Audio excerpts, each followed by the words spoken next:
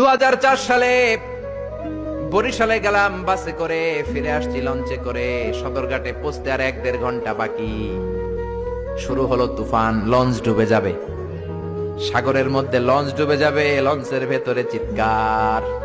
ওই দিন লঞ্চের শুধু মুসলমানেরা আল্লাহরে ডাকে নাই, হিন্দুগুলাও জিকির করছে কার? সারেং বলল জানলা খুলে দেন, পর্দা নামায় দেন, বাতাস পাসিং হইলে হয়তো লঞ্চ বেঁচে যাবে। ওই দিন চিনলাম আল্লাহ কারে কয়। আল্লাহ কেসকো কাতে, আল্লাহর জিকির করতে করতে চাপা ফুলাই ফেলাইছি আমি।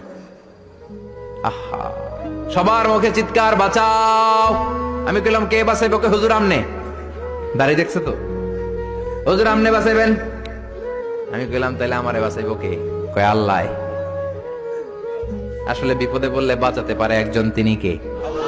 এগুলো বাস্তব কথা। কক্সবাজারে যাবেন, 8 নম্বর 9 নম্বর সতর্ক সংকেত, তুফান। তখন দেখবেন শুধু মুসলমানেরাই ডাকে না, ওখানে গৌতম বুদ্ধের মুরিদ আছে কিছু, ওগুলো জিকির করে কার? কয় লা ইলাহা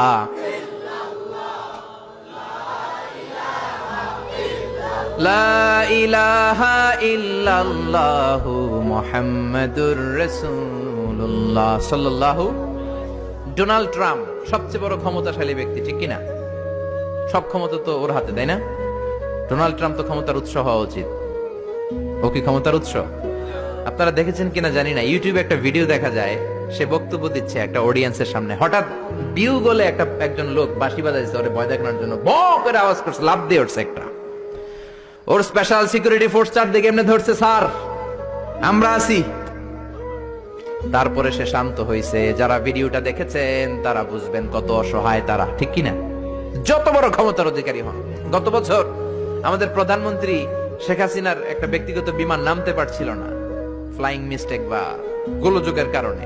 ওই বিমানটা 33টা চক্কর মেরেছে, আমি পত্রিকায় পড়েছি, নামতে পারে না। স্পেশাল সিকিউরিটি ফোর্স বলল because of some flying mistake we can't land now, honourable prime minister. আমাদের বিমান একটু সমস্যা হচ্ছে, আমরা নামতে পারতেছি না। 33টা চক্কর মারা লাগছে বিমানটা ঠিক করতে। যখন বিমানের ভেতরে প্রধানমন্ত্রী বসা আর ওনাকে নিউজ দেওয়া হলো বিমান নামতে পারতেছে না, সমস্যা, উনি জিকির করছে কার? জোরে বলেন। এত ক্ষমতা। বিপদে বললে একজনের ডাকি, তিনি কে?